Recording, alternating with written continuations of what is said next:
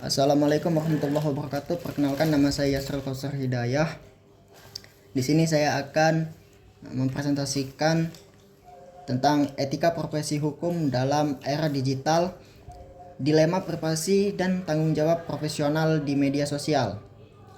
Jadi, seperti yang kita tahu, sebagai perkembangan teknologi digital, khususnya media sosial, telah menciptakan ruang baru yang mempengaruhi secara signifikan dalam perilaku dan tanggung jawab profesi hukum.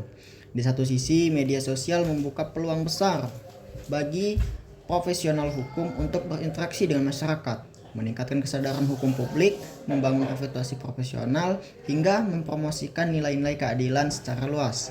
Namun di sisi lain, kehadiran mereka di ruang digital membawa risiko pelanggaran etika, bias perspektif publik, dan potensi konflik kepentingan yang dapat merusak integritas profesi hukum itu sendiri.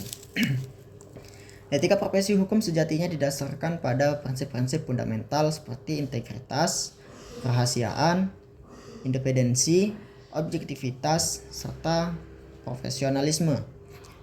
Prinsip-prinsip ini seringkali diuji ketika seorang hakim, jaksa, advokat, atau notaris aktif di media sosial tanpa pemahaman yang memadai tentang batasan-batasan etis yang harus dijaga.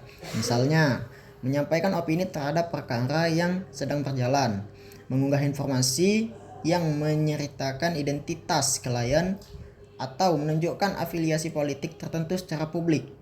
Semua tindakan ini dapat berimplikasi terhadap kepercayaan publik dan integritas lembaga hukum. Permasalahan utama yang muncul adalah adanya kekosongan norma atau ketidakjelasan pandangan etis yang spesifik terhadap aktivitas digital.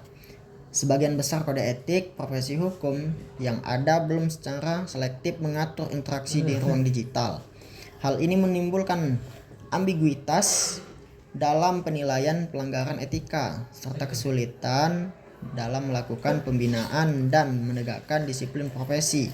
Maka dari itu, kesimpulan utama dari pembahasan ini adalah yang pertama, kebutuhan mendesak akan referensi kode etik profesi. Yang kedua, pentingnya literasi digital dan etika bagi profesi hukum.